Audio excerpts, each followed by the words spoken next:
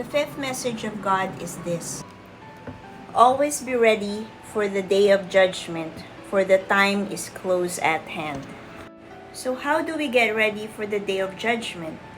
We will be able to get ready by purifying ourselves. So how do we purify ourselves?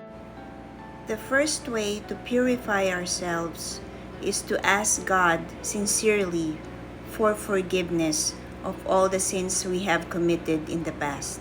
Purification means to turn away from our sinful ways, to try to avoid committing any sin again. So how do we avoid committing a sin? First off, we should be more informed of the godly ways. For example, the ways of Jesus. So how do we do that? We will be more informed if we start to regularly read the Bible.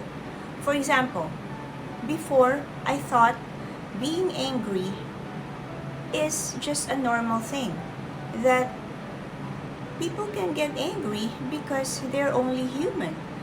But I've learned through the Bible that anger is a sin. Matthew chapter 5 verse 22 says, "But I tell you, everyone who is angry with his brother or sister will be subject to judgment.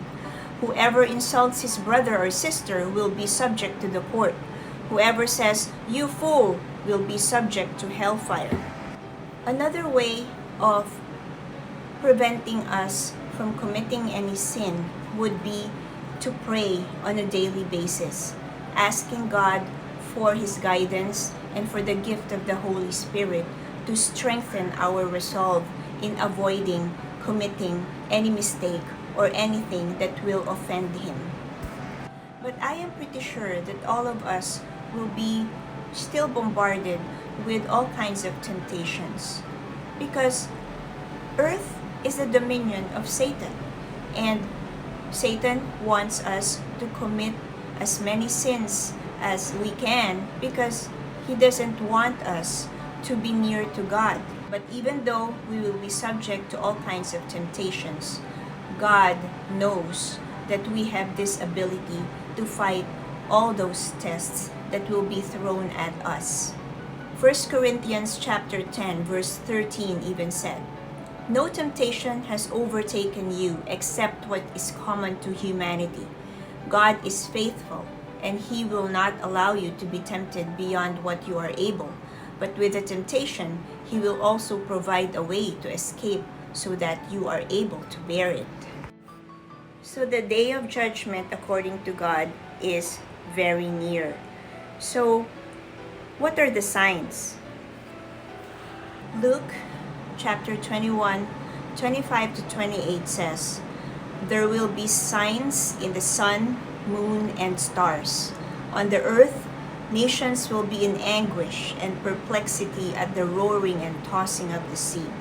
People will faint from terror, apprehensive of what is coming on the world, for the heavenly bodies will be shaken." And the signs are here. You remember that devastating earthquake in Syria and Turkey, which killed many people, around 57,000 people, wounded many, and also left many people homeless. And then another one in late January 2023 in New Zealand. Cyclone Gabriel wreaked havoc and affected a lot of people, a third of the 5 million people population. And even in my own country, the Philippines, sometime in early January, where there was a combination of low pressure area and northeast monsoon and shearline storms, which triggered around 1,200 flooding incidents and 101 landslides, and affected almost 2 million people, and had 1,200 houses damaged and 548 destroyed, and there were 38 people that died. Overall number of people displaced were around 170,000. So I really think that the signs are here. But God did not tell me when the end times will be.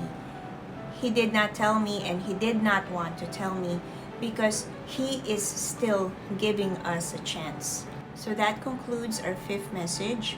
Thank you very much for watching our video, and there will be more videos to come in the future. Be blessed. Thank you so much.